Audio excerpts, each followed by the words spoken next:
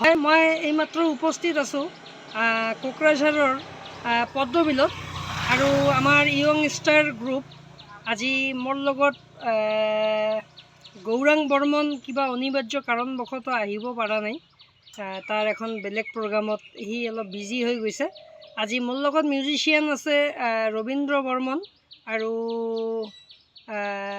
অজয় বৰ্মন। খুব ভাল এজন লোক সংস্কৃতিৰ লগত জড়িত আৰু খুব ভাল বজায়।